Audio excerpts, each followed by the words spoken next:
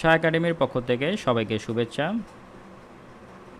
HTML Bangla টিউটোরিয়ালে আজকের পর্বে আমরা দেখব HTML হেডিং সম্পর্কে। তো চলুন শুরু করা যাক আজকের ভিডিও পর্বটি। তো শুরুতে আমরা আমাদের যে গত পর্বের প্রোগ্রামটি ছিল নোটপ্যাড প্লাসে এটি ওপেন করলাম। তো আমরা অলরেডি একটা হেডিং ব্যবহার করেছি H1 welcome to Shah academy. তো HTML এর হেডিং কি? হেডিং হচ্ছে আমাদের একটা ওয়েব পেজে টাইটেল অথবা সাবটাইটেল ব্যবহার করার প্রয়োজন হয়। তো এই যে টাইটেল অথবা সাবটাইটেল ব্যবহার করি এগুলো মূলত হেডিং দ্বারা অর্থাৎ হেডিং ট্যাগ দ্বারা আমরা প্রকাশ করি। তো HTML এ মূলত 6টি হেডিং রয়েছে, H1 থেকে শুরু করে H6 পর্যন্ত। তো আমরা বাকি হেডিংগুলো একটু দেখি। সাপোজ H2 হেডিং যদি আমরা লিখতে চাই, H2 অ্যাঙ্গুলার ব্র্যাকেটে আমরা এটাকে এন্ডিং করি H2 এবং কন্টেন্ট হিসাবে যদি দেই দিস ইজ হেডিং 2। তো এটাকে যদি আমরা কপি পেস্ট করি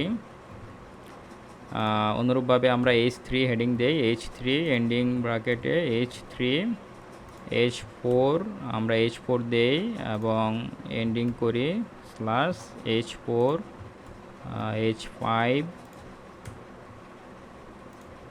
H6। এই হচ্ছে আমাদের 6টা হেডিং H1 থেকে শুরু করে H6 পর্যন্ত। এখন আমরা যদি এই প্রোগ্রামটিকে সেভ করি, সেভ করে আমাদের ব্রাউজারে ওপেন করার পরে যদি আমরা রিফ্রেশ বাটন ক্লিক করি, দেখুন আমাদের 6টা হেডিং চলে এসেছে। ওয়েলকাম টু শাহ একাডেমি এটা তো ছিলই হেডিং 1, হেডিং 2 পরপর আমাদের এই 6টা হেডিং আমরা দেখতে পাচ্ছি। তো শিক্ষার্থী বন্ধুগণ, আপনাদের একটা কোশ্চেন থাকতে পারে যে আমরা হেডিং কেন ব্যবহার করব। হেডিং ব্যবহার করব এই কারণে যে সার্চ ইঞ্জিন যখন তারা তাদের ডাটা স্ট্রাকচারে ইন্ডেক্সিং করে রাখে ডাটা, তখন তারা ওয়েব পেজের এই টাইটেল বা সাবটাইটেল অর্থাৎ হেডিংগুলোকেই মূলত তাদের ডাটা স্ট্রাকচারে ইন্ডেক্সিং ব্যবহার করে। এই কারণে আমরা হেডিং ব্যবহার করব।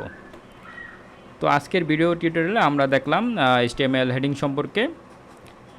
আশা করি সবাই শাহ একাডেমি থাকবেন এবং পরবর্তী ভিডিও দেখার জন্য আমাদের ইউটিউব চ্যানেলটি সাবস্ক্রাইব করবেন।